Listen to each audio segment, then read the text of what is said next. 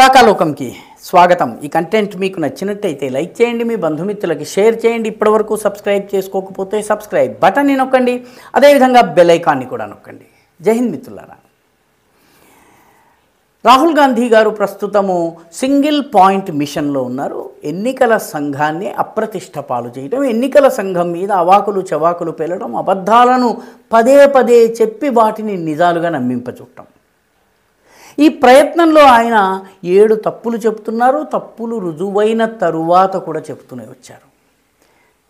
తమాషా ఏంటంటే ఇంత పెద్ద అభ్యంతరాలు చెబుతూ ఎన్నికల సంఘం మీద బురద దల్లుతున్నప్పటికీ ఎన్నికల సంఘం మీద లిఖితపూర్వక ఫిర్యాదు చేయడానికి ఆయన ముందుకు రావడం లేదు. ఎక్కడ కూడా కాంగ్రెస్ పార్టీ ఎన్నికల సంఘం మీద ఇప్పటి వరకు లిఖితపూర్వకమైనటువంటి ఫిర్యాదు రాలేదు. మహారాష్ట్ర విషయంలో ఆయన మొట్టమొదటి అబద్ధం చెప్పారు. మహారాష్ట్రలో మొత్తం జనాభా 9,54,00,000 అయితే ఓటర్ల సంఖ్య 9,70,00,000 అన్నారు. అంటే మొత్తం జనాభా కన్నా ఓటర్లు ఎక్కువగా ఉన్నారు అని అన్నారు. వాస్తవంగా చూసినట్టయితే గణాంకాలను బట్టి చూస్తే అది అబద్ధము.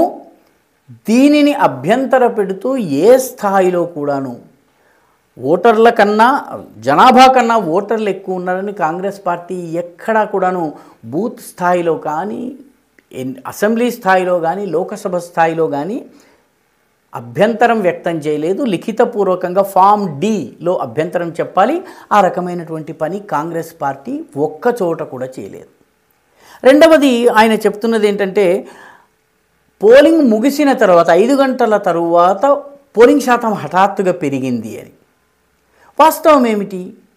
5 గంటల సమయానికి బూత్లో ఎంతమంది ఉంటే అంతమందికి ఓటేసే అవకాశం ఇస్తారు. 5 గంటల తర్వాత కొత్త వాళ్ళు ఎవరిని లోపలికి రానివ్వరు. పోలింగ్ ముగింపు సమయం తర్వాత కొత్త వారిని రానివ్వరు. ఆయన ఈ తరువాత ఓటింగ్ శాతం పెరిగింది అన్నారు. ఇది కూడా గణాంకాలు రాహుల్ గాంధీ అబద్ధం చెప్తున్నారని చెప్తున్నాయి. ఎందుకంటే అంతకు ముందు రాష్ట్ర వ్యాప్తంగా ప్రతి గంటకి 58 లక్షల మంది ఓట్లు వేశారు. రాష్ట్ర వ్యాప్తంగా మహారాష్ట్రలో 5 గంటల తరువాత ఓటు వేసిన మొత్తం ఓటర్ల సంఖ్య 38 లక్షలు మాత్రమే. రాష్ట్ర వ్యాప్తంగా 38 లక్షలు మాత్రమే. గంటకు 58 లక్షలు. 5 గంటల నుంచి 9 గంటలు, 10 గంటలు, 11 గంటలు ఎంత మటుకు పోలింగ్ జరిగితే అంత మటుకు మొత్తం పోలైన ఓట్లు 38 లక్షలు మాత్రమే. కాబట్టి స్పష్టంగా ఆయన అబద్ధం చెబుతున్నట్టు. మూడవది సీసీటీవీ ఫుటేజ్ మేము అడిగితే మాకు ఎన్నికల సంఘం ఇవ్వడం లేదు అని చెప్పి ఆయన అభ్యంతర పెడుతున్నారు. వాస్తవం ఏంటి? సీసీటీవీ ఫుటేజ్ ఎన్ని రోజులు భద్రపరచాలి, ఎవరికి ఇవ్వాలన్నటువంటి విషయంలో విధి విధానాలు కాంగ్రెస్ ప్రభుత్వం రూపొందించింది. మన్మోహన్ సింగ్ ప్రభుత్వం ఉన్నప్పుడు రూపొందించారు. ఎన్నికల సంఘం కాంగ్రెస్ ప్రభుత్వము కలిసి దాని ప్రకారము ఎన్నికలు జరిగిన తర్వాత 45 రోజుల వరకు సీసీటీవీ ఫుటేజ్ని భద్రపరుస్తారు. అభ్యంతరాలు ఉన్నటువంటి నియోజకవర్గాలకు మాత్రమే సీసీటీవీని 45 రోజుల తరువాత భద్రపరుస్తారు. రెండవది, ఎవరికైనా ఈ ఫుటేజ్ కావాలంటే వాళ్ళు కోర్టుకు వెళ్ళి కోర్టు నుంచి ఆదేశాలు తెచ్చుకుని కోర్టు ఆదేశాల మేరకు సీసీటీవీ ఫుటేజ్ ఇస్తారు. ఇది కాంగ్రెస్ రూపొందించిన నిబంధన. ఎన్నికలు జరిగి 45 రోజులు దాటిపోయింది, నెలలు దాటిపోయింది. నిజానికి దాదాపు ఏడాది కావస్తోంది. ఏడాది కావస్తున్నటువంటి సమయంలో ఫుటేజ్ డిస్ట్రాయ్ అయిపోతుంది. కాబట్టి మన్మోహన్ సింగ్ ప్రభుత్వం రూపొందించినటువంటి విధానాల ప్రకారమే ఫుటేజ్ ఉండదు. కాబట్టి ఇప్పుడు ఫుటేజ్ ఇవ్వడం జరగదు. రెండవది, న్యాయస్థానానికి వెళ్ళి ఫుటేజ్ ఇవ్వాలని ఇప్పటి వరకు కాంగ్రెస్ పార్టీ నుంచి ఎవ్వరూ అడగలేదు. దీని అర్థం ఏంటి? కేవలము తప్పుదోవ పుట్టించేటటువంటి ప్రయత్నం చేస్తున్నారు. అదేవిధంగా 4వ అబద్ధము మహదేవ్పుర, కర్ణాటకలోని మహదేవ్పురలో బీజేపీ దొంగ ఓట్లతో గెలిచింది అని. ఇదే లోకసభ నియోజకవర్గంలోని 4 అసెంబ్లీ సెగ్మెంట్స్లో కాంగ్రెస్ విజయం సాధించింది. 4 అసెంబ్లీ సెగ్మెంట్స్లో దొంగ ఓట్లు లేవు. కేవలం 3 అసెంబ్లీ సెగ్మెంట్స్లోనే మిగతా బీజేపీ భారీ మెజారిటీతో గెలిచిన చోట మాత్రమే ఉన్నాయి అనడము అభూత కల్పన మాత్రమే. దానికి ఆధారాలు ఏమీ రాహుల్ గాంధీ చూపించటం లేదు. కాబట్టి ఇది 4వ అబద్ధం. 5వ అబద్ధము 0 హౌస్ నెంబర్తో ఓట్లున్నాయి.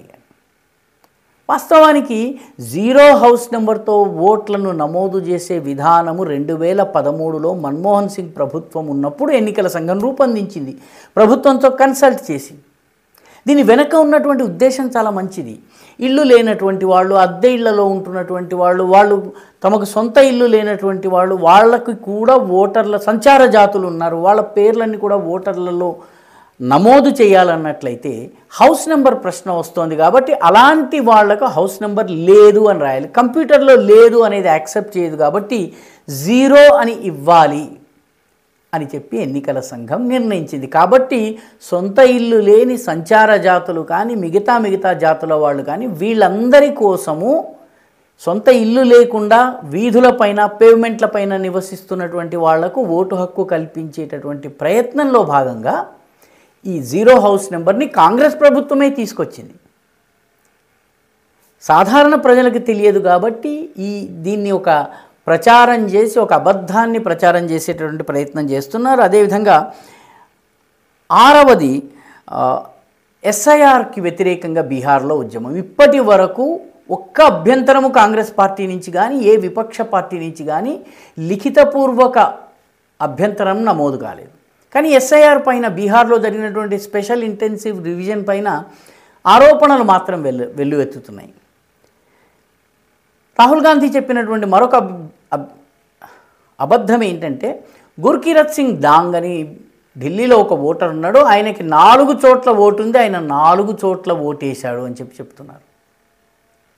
చివరికి ఈయన అబద్ధాన్ని గుర్కీరత్ సింగ్ డాంగ్ అనేటటువంటి ఆ ఓటర్ స్వయంగా పత్రికా విలేకరుల సమావేశం ఏర్పాటు చేసి బట్టబయలు చేశారు. నాకు 4 చోట్ల పేరున్న మాట వాస్తవమే, 3 చోట్ల నేను నా పేరుని తొలగించాలి అని చెప్పి ఇప్పటికే అప్లై చేసుకున్నాను, 1 చోట మాత్రమే ఓటు వేశాను, నా పేరుని అనవసరంగా వివాదంలో లాగొద్దని రాహుల్ గాంధీకి చెప్పారు. దాని అర్థం ఏంటి? ఇది కూడా అబద్ధము, కేవలము ప్రచారం కోసం చేస్తున్నారు. ఇదంతా ఎందుకు జరుగుతుంది?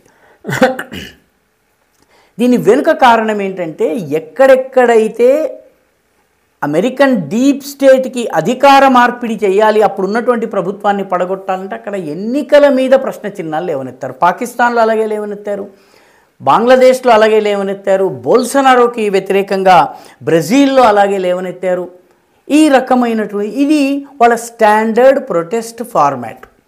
ఎన్నికల ప్రక్రియ పట్ల అవిశ్వాసాన్ని సృష్టించేటటువంటి టెంప్లేట్. ఈ టెంప్లేట్ని భారతదేశంలో కూడా ప్రయోగించేందుకు ప్రయత్నం జరుగుతోంది.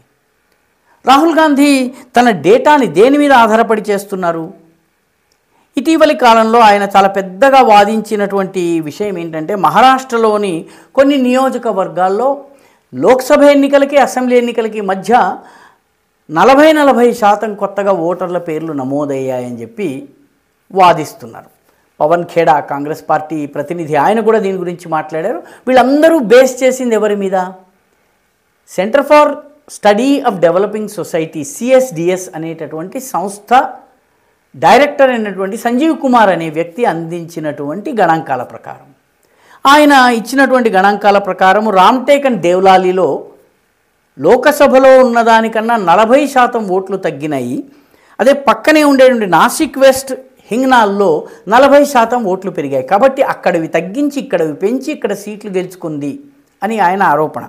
అదేవిధంగా ఆయన నాసిక్ వెస్ట్లో లోకసభలో ఉన్నటువంటి ఓట్ల కన్నా అసెంబ్లీ సమయానికి దాదాపు 47% ఓట్లు పెరిగాయన్నారు. హింగ్నాలో కూడాను 43% ఓట్లు పెరిగాయన్నారు. నాసిక్లో దాదాపు 40% పెరిగాయని చెప్పారు. ఈ రకంగా ఆయన స్టాటిస్టిక్స్ గణాంకాలు ఇచ్చారు. ఇచ్చి ఇదిగో ఈ రకంగా దొంగ ఓట్లు యాడ్ అయ్యాయని చెప్పన్నారు. దాన్ని పట్టుకుని కాంగ్రెస్ పార్టీ హడావిడి చేయటం మొదలుపెట్టింది.